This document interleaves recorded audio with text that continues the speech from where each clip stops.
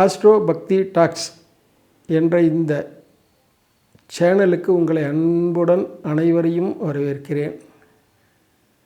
நான் குருஜி கல்யாண்ராம் ஐயர், குரோப்பேட்டை, சென்னையில் இருக்கிறேன். வருகிற மார்ச் மாதம் 6ஆம் தேதி ஸ்ரீ சனீஸ்வர பகவான் கும்ப ராசியிலிருந்து மீன ராசிக்கு பெயர்ச்சி ஆகிறார். ரைட். இது வாக்கிய பஞ்சாங்கப்படி அன்றைக்கு தான் பெயர்ச்சி ஆகிறார். திருக்கணித பஞ்சாங்கம், வாக்கிய பஞ்சாங்கம் 2 சிஸ்டம் இருக்கிறது. திருக்கண பஞ்சாங்கத்தில் ஆல்ரெடி பெயர்ச்சி ஆயிடுச்சுன்னு திருக்கணித பஞ்சாங்கத்தில் சொல்கிறாங்க. ரைட். இருந்தாலும் இந்த வாக்கிய பஞ்சாங்கம் தான் பலன்களுக்கு விசேஷமானது. நம்பர் 1. நம்பர் 2, தமிழ்நாட்டில் இருக்கிற எல்லா கோயில்களையும் இந்த வாக்கிய பஞ்சாங்க பிரகாரம் தான் ஃபாலோ பண்ணுறாங்க. உதாரணமாக திருநள்ளார், அந்த கோயிலில் கூட அவங்க பப்ளிஷ் பண்ணிட்டாங்க, நாங்கள் இந்த சனிப்பெயர்ச்சி தான் நாங்கள் எடுத்துக்கிறோம், திருக்கணித பஞ்சாங்க பிரகாரம் நாங்கள் எடுத்துக்கலை. இன்னொரு உங்களுக்கு அடிஷ்னல் இன்ஃபர்மேஷன், ஒரு 10 வருஷத்துக்கு முன்னாடி திருக்கணித பஞ்சாங்கத்து வாக்கியமே கொஞ்சம் வித்தியாசம் இருக்கும். திருநள்ளாறில் கூட 2ஐயும் கூட நாங்கள் பூஜை பண்ணுறோம்னு சொன்னாங்க. ஆனால் இப்போ வந்துட்டாங்க, இப்படி இந்த வருஷம் அனௌன்ஸ் பண்ணிட்டாங்க, இதுதான் மார்ச் மாதம் 6ஆம் தேதி 6 சனிப்பெயர்ச்சி தான் கரெக்ட்னு அவங்களும் சொல்லிட்டாங்க. அது இருக்கட்டும். எல்லா கோயில்லையும் அந்த வாக்கிய பஞ்சாங்க பிரகாரம் தான் எல்லா அனுஷ்டானங்களும் பார்த்துக்கிறாங்க. ப்ளஸ் நாங்கள் ஜோசியர் பார்க்குறோம். இதில் இந்த வாக்கிய பஞ்சாங்க பிரகாரம் தான் பலன்கள் நல்லா இருக்குது. இன்னும் கேட்டால் தென்னாட்டில் முழுக்க பார்த்திங்கன்னா எல்லா ஊர்லேயும் இருக்க ஜோசியர்களும் அந்த வாக்கிய பஞ்சாங்கம் 28 எல்லாம் சொல்லுவாங்க இல்லையா, அதனால் எல்லாமே இப்படி தான் பண்ணுவாங்க. அதான் வாக்கிய பஞ்சாங்க பிரகாரம் தான் ரைட், அப்படி தான் எடுத்துக்கோங்க. ரைட். பலன்கள் பிரகாரம் அதுதான் கரெக்டாக இருக்குது. ரைட். இப்போது சனீஸ்வர பகவான் கும்பராசிலேருந்து மீனராசிக்கு பெயர்ச்சி ஆகிறார். ரைட். இதில் 7.5 சனி எல்லாருக்கும் தெரியும். அந்த 3 ராசியில் இருக்கும்போது அந்த 7.5 சனி இருக்கும். இப்போ மகர ராசிக்கு விடுபடுறார், மேஷ ராசிக்கு சேர்றார். மேஷ ராசிக்கு இப்போ 7.5 சனி ஆரம்பம். ரைட். இப்போது கும்பராசிக்கு, மீனராசிக்கு, மேஷராசிக்கு 3 இடத்துக்கும் சனீஸ்வர பகவான் 7.5 சனி பலனை கொடுப்பார். அதை பற்றி பலன்கள் என்ன பண்ணணுங்கிறது பிற்பாடி பார்ப்போம். ஆனால் நல்லா கவனிச்சிக்கோங்க, சனி இந்த 3, 6, 11 இருக்கும்போது விசேஷமான பலன்களை கொடுப்பார். அது ஒன்றையும் நல்லா கவனிச்சிக்கணும். 7.5 சனி 7.5 சனிங்கிறது 12, 1, 2 3ஆம் இடத்துக்கு வரும்போது அது பேர் லக்ஷ்மீகரம்னு பேர். 7.5 சனி முடிஞ்சு அந்த ஒரு 2.5 வருஷம் 3ஆம் இடம் தான் லக்ஷ்மீகரம். லக்ஷ்மீகரம்னாலே மகாலட்சுமி கடாட்சத்தோடு அல்ல, அந்த வருஷம் சூப்பராக இருக்கும். அந்த 2.5 வருஷம் சனீஸ்வரன். அது அடுத்தது 6ஆம் இடம். 6ஆம் இடத்துக்கு வரும்போதும் விசேஷமான பலன்களை கொடுப்பார். அடுத்தது 11ஆம் இடம். 11ஆம் இடத்துக்கு வரும்போது ரொம்ப அதிர்ஷ்டமான டைம். 30 வருஷத்துக்கு ஒரு தடவை தான் அந்த 11ஆம் இடங்க லாபஸ்தானம். 30 வருஷத்துக்கு ஒரு தடவை தான் வருவார். அப்படி வரும்போது அது ஒரு விசேஷமான பலன்கள் கொடுப்பார். இதை கொஞ்சம் கவனிச்சுக்கிட்டோன்னு வச்சுக்கோங்களேன். நம்ம எப்பயுமே ப்ரீ பிளான்டுன்னு உண்டு எல்லாத்துக்குமே. சார், சின்ன விஷயமா இருந்தாலும் சரி, பெரிய விஷயமா இருந்தாலும் பிளானிங் இஸ் ரொம்ப முக்கியம். நம்ம இந்த கிரக சூழ்நிலைகளை அனுசரித்து நம்ம வாழ்க்கையை நடத்திக்கிட்டோம்னாக்கா நிச்சயமாக ஜெயிக்கலாம். அதே மாதிரி சனீஸ்வர பகவான் 7-8 சனியில் கஷ்டத்தை கொடுப்பார், அலைச்சலை கொடுப்பார், பிரச்சனையை கொடுப்பாருனாலும் அஷ்டம சனின்னு ஒன்று இருக்குது. அர்த்தாஷ்டம சனி. அர்த்தாஷ்டமம்னா அர்த்தம் பாதி, அஷ்டமத்தில் பாதி 4. 4ஆம் இடம். 4ஆம் இடத்துல இருக்கும்போதும் கொஞ்சம் பிரச்சனை கொடுப்பார், அஷ்டமத்தில் இருக்கும்போதும் பிரச்சனையில் கொடுப்பார், 7ஆம் இடம் கண்டக சனி இருக்கும்போதும் பிரச்சனைகள் கொடுப்பார். அப்போ நம்ம என்ன பண்ணணும், இதை அனுசரித்து பண்ணிக்கணும். சார், எப்படியாப்பட்ட ஹெல்த்தியாக இருக்கவங்களுக்கு ஒரு நாள் உடம்பு சரியில்லாத போக தான் செய்யும். அப்போ நம்ம என்ன பண்ணுறோம், மருந்துகள் எல்லாம் எடுத்துக்கிறோம். ஏதோ ஒரு மருந்து, அலோபதியோ சித்தா மருந்தோ ஆயுர்வேதமோ எடுத்து சரி பண்ணிக்கிறோம். அது மருந்து சரி பண்ணிக்கினா சரியாக போகுது. அதே மாதிரி தான் தெய்வங்களுக்கும் நம்ம சரியான பரிகாரங்கள் செஞ்சுக்கிட்டோம்னாக்கா அந்த பரிகாரத்தை அந்த பிரச்சனையிலேருந்து நம்ம விடுபடலாம் அந்த பரிகார பலன்களால். இன்னொன்று, எந்த தெய்வமும் நம்மளுக்கு கஷ்டம் கொடுக்கணும்னா அது பரிகாரங்கள் செய்ய விடாது. ஆனால் அதையும் மீறி தான் நம்ம பரிகாரங்கள் செய்யணும். பரிகாரங்கள் செஞ்சிட்டாக்கா அந்த கிரகம் நம்மளுக்கு கெடுதல் பண்ணாது. ஏன்னா அதுக்கெல்லாம் சத்தியத்துக்கு கட்டுப்பட்டதுகள். அதனால தான் சரியான பரிகாரத்தை கேட்டுட்டு சரியான பரிகாரத்தை செஞ்சு முடிச்சிட்டோம்னாக்கா நம்மளுக்கு நிச்சயமாக அந்த கிரகம் நம்மளுக்கு கெடுதல் பண்ணாது. உதாரணமாக சனீஸ்வர பகவான் எந்தெந்த இடத்துல இருக்காரோ அதுக்கு தகுந்த மாதிரி பரிகாரங்கள் நம்ம பண்ணிட்டோம்னாக்கா அவர் நிச்சயமாக நம்மளுக்கு கெடுதல் பண்ண மாட்டார். இதுதான் ரொம்ப முக்கியம். சரி, இப்போது ஒரு ராசிக்கு ஒன்று தனித்தனி பலன்களை நம்ம பார்ப்போம். அது ரொம்ப முக்கியம். அது உங்களுக்கு எல்லாருக்கும் தேவைப்படுற விஷயம். கொஞ்சம் விவரமாக சொல்கிறேன், அதை கேட்டுக்கோங்க, அதை ஃபாலோ பண்ணுங்க. கும்பராசிக்காரருடைய சனிப்பெயர்ச்சி பலன்களை இப்பொழுது பார்க்கலாம். 7.5 சனி நடந்துக்கிட்டு இருக்கு. இன்னொரு 2.5 வருஷம் தாக்கு பிடிச்சிட்டு இருக்கணும் கும்பராசிக்கு எல்லாருக்குமே. 5 வருஷம் அப்படியே தள்ளிட்டீங்க. ஆனாலும் இந்த கும்பராசிக்காரர்களுக்கு சனி ரொம்ப சிக்கல் பண்ண மாட்டார். அந்த வருஷம் 7.5 சனி இருந்தாலும் அவ்வளோ சிக்கல்லாம் ஒன்றும் கிடையாது. கொஞ்சம் அனாவசிய செலவு இருந்திருக்கும், சில மன உளைச்சல் இருந்திருக்கும், சில பிரச்சனை இருந்தாலும் ரொம்ப பெரிய பிரச்சனைகள்லாம் அந்த கும்பராசிக்காரர்களுக்கு இருக்காது. ஏன்னா கும்பராசிக்காரர்கள் எப்படின்னா தான பேத தண்டம் இது மாதிரி சொல்லுவாங்க இல்லையா, இதெல்லாம் அப்படியே சமாளித்து போகிறவங்க. ஒரு காரியத்தை கும்பராசிக்காரனை கொடுத்தா எப்படியா செஞ்சு முடிச்சிருவாங்க. ப்ளஸ் தானம் தர்மம் நேர்மை கூடுமான வரைக்கும் இதை ஃபாலோ பண்ணுறவங்க கும்பராசிக்காரர்கள். இந்த நேர்மையை ஓரளவுக்கு ஃபாலோ பண்ணாலே சனீஸ்வர பகவான் கெடுதலே பண்ண மாட்டார். கூடுமான வரைக்கும் நேர்மையை தாண்டி இந்த கும்பராசிக்காரர்கள் ஜென்ரலாக இருக்க மாட்டாங்க. ஜென்ரலாக அதுவே சனீஸ்வர பகவானுக்கு பிடிக்கும். அதனாலே 7.5 சனி கும்பராசிக்காரன் 7.5 சனி அஷ்டம சனி அர்த்தாசனி செஞ்சாலும் அவர் ஒன்றும் கெடுதல் பண்ண மாட்டார். அது ஒரு ப்ளஸ் பாயிண்ட் கும்பராசிக்காரர்கள் எப்பயுமே உண்டு. இன்னும் 2.5 வருஷம் இருக்குது 7.5 சனியில் பாக்கி.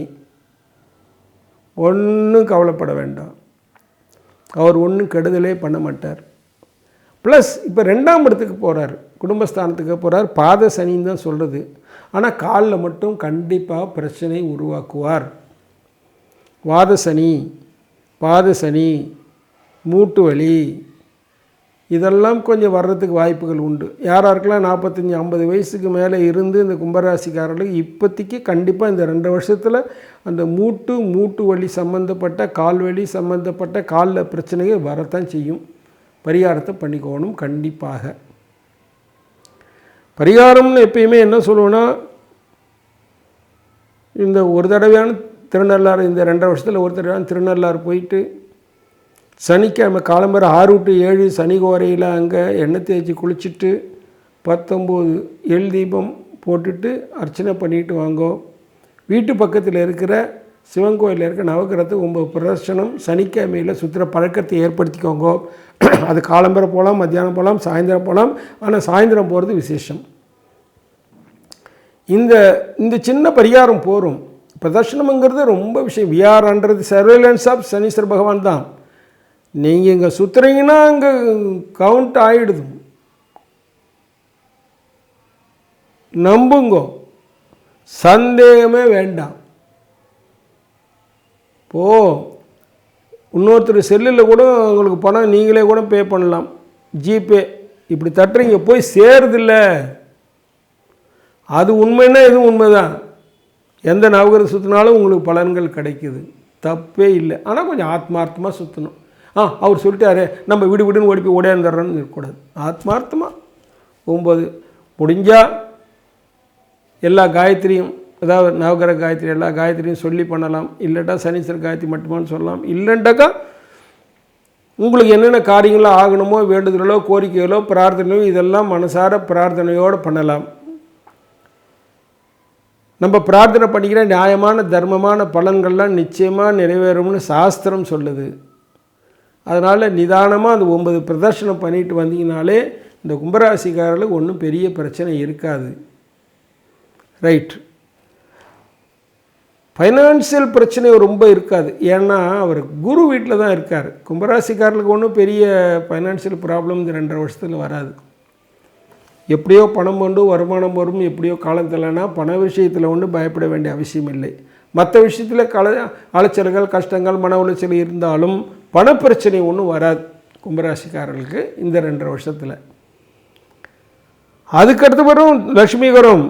சூப்பராக இருக்க போகிறீங்க. பின்னாடி 2.5 வருஷம் கழித்து 3ஆம் இடத்துக்கு சனி வரும்போது லக்ஷ்மிகரம்ங்கிறது மகாலட்சுமி கடாட்சம். மகாலட்சுமி கடாட்சமும் என்ன கொடுப்பான்னா பணம், பொருள், செல்வம், வீடு, மனை, வாகனங்கள், பால்பாக்கியம், சுப சவிக்க சௌகரியங்கள், சௌபாக்கியங்கள், தீர்க்க ஆயுள், ஆரோக்கியம், பட்டு வஸ்திரங்கள், நகைகள், நல்ல வருமானங்களான 16 யோகங்களை மகாலட்சுமி அடுத்த 2.5 வருஷம் கழித்து உங்களுக்கு நிறைய கொடுக்க போகிறா.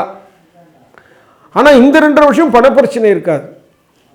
ஓரளவுக்கு பிஸ்னஸில் பெரிய நஷ்டமெல்லாம் வர்றதுக்கு வாய்ப்பு இல்லை. லாபம் வேணால் குறையலாம். கொஞ்சம் எக்ஸ்ட்ரா எஃபர்ட் எடுத்து பண்ணால் அது கூட நியூட்ரலைஸ் ஆகிடும். பெரிய நஷ்டம்னு ஒன்றும் ஆகிறதுக்கு வாய்ப்புகள் இல்லை. ஏன்னா அந்த சனீஸ்வரன் குரு வீட்டில் இருக்கிறார். குடும்பத்திலையும் செலவுகள் உண்டு, ஆனால் குடும்ப சுபீட்சம் உண்டு. ஒரு கல்யாணம் செலவுகள் இருக்குது, ஒரு புத்திரபாக்கியம்னா அது செலவுகள் உண்டு. வீட்டில் ஒரு சின்ன ஃபங்க்ஷன்னா கூட ஒரு காது குத்துறது, ஒரு பும்சவனம், அதாவது வளகாப்பு, சீமந்தம், இந்த மாதிரி ஒரு ஹோமங்கள் பண்ணுறோம். இது மாதிரினா செலவுகள் இருக்குது. அந்த செலவுகளும் உண்டு, சுபீட்சங்களும் உண்டு. அதே சமயத்தில் கொஞ்சம் குடும்பத்தில் இருக்கும் மூலிமா நோய் நொடிகளால் செலவுகள் நம்மளுக்கு உண்டு. நம்மளுக்குமே நோய் நொடிகள் இருக்குது, பரிகாரம் பண்ணிக்கிட்டால் குறையும், கட்டுப்படும்.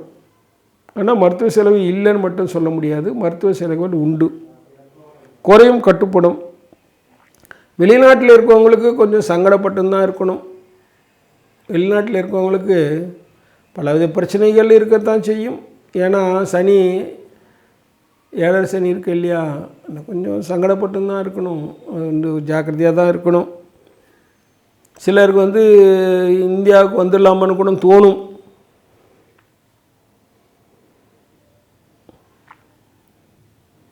ஜாக்கிரதையாக இருந்துக்கிறது தான் நல்லது. அரசியல்வாதிகளுக்கு அவ்வளோ விசேஷமான டைம்னு சொல்ல முடியாது. அனாவசிய செலவுகள், செய்கிற செலவுகளால் நன்மை கிடைக்குமான்னு சொல்லவும் முடியாது. ஜாக்கிரதையாக இருந்துக்க வேண்டிய டைம் தான். இல்லைன்னா எடுத்தங்கவுத்தானோ ஏதாவது சிக்கலாகிடும். வரவு செலவுகளில் அரசியல்வாதி வரவு செலவுகளில் ஜாக்கிரதையாக இருந்துக்கணும். இல்லாட்டா பேர் கட்டிடும். சில விஷயத்தில் மன உளைச்சல் கொஞ்சம் சில சமயத்தில் ஒரு அசிங்கமான சமாச்சாரம் கூட நடந்துடும். ஜாக்கிரதையாக இருந்துடணும்.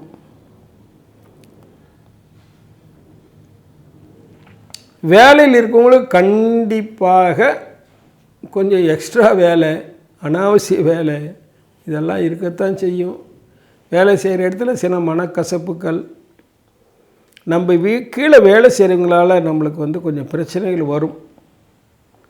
அதனால் கும்பராசிக்காரங்க எல்லாருமே நல்லா கவனிங்க. நம்ம கீழே வேலை செய்கிறாங்க இல்லையா, அவங்களால நம்மளுக்கு பிரச்சனைகள் வரும், மன உளைச்சல் வரும், கஷ்டங்கள் வரும். ஜாக்கிரதையாக இருக்கணும்.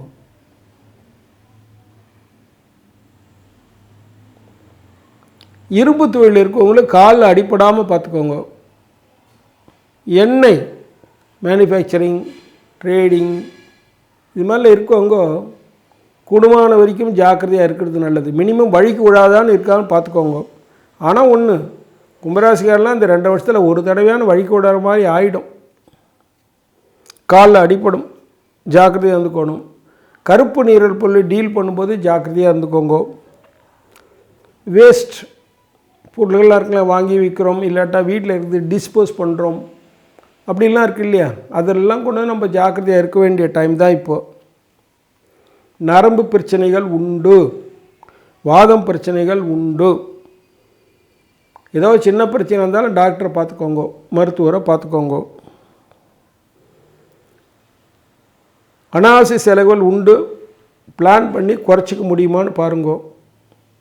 தர்ம செலவுகள் பண்ணுங்க, அன்னதானம் பண்ணுங்க. நம்மளுக்கு கூட ரொம்ப ஏழையாக இருக்காங்களே, அவங்களுக்கு எவ்வளோ முடியும் போது ஹெல்ப் பணத்தால் கொடுத்து ஹெல்ப் பண்ண முடியாமல் போனது சரீர ஹெல்ப். அப்படி இல்லைன்னாலும் வாய் வார்த்தையெல்லாம் நீங்கள் நல்லா இருங்கப்பா, ஒன்றும் கஷ்டப்படாதீங்கன்னு சொல்லணும். அதெல்லாம் சனீஸ்வர பிரீத்தி. நல்லா கவனிச்சுக்கோங்க. இந்த கால் பிரச்சனை முடவன் இருக்காங்கள, அவங்களுக்கு ஏதாவது உதவி பண்ணுங்க. பண்ணிங்கன்னா பயங்கரமான சனி பிரீத்தி. அது பண்ணும்போது சனீஸ்வரன் ரொம்ப சந்தோஷம் அடைஞ்சிருவார். அவர் சந்தோஷம் அடைஞ்சாலும் நம்மளுக்கு பிரச்சனையே கிடையாது. எல்லா விஷயத்திலும் நம்மளுக்கு விமோச்சனம்தான். அதனால் அவங்களுக்கு உதவி பண்ணுங்க. எஸ்பெஷலி அன்னதானம் கும்பராசிரியர் எல்லாருக்கும் பண்ணுங்க. ரொம்ப விசேஷமான பலன்கள் நம்மளுக்கு கிடைக்கிறதோடு இல்லாமல் இப்போ கும்பராசிக்காரில் நடக்கிற சங்கடங்கள்லாம் குறையும். அதான் ரொம்ப முக்கியம். அதனால் அன்னதானத்தை உங்களால் முடிஞ்ச அளவுக்கு, அதான் 100 பேர் 200 பேர் பண்ணணும்னு அவசியம்லாம் கிடையாது. ஒரு நாளைக்கு ஒருத்தருக்கு 2 இட்லி வாங்கி கொடுங்க.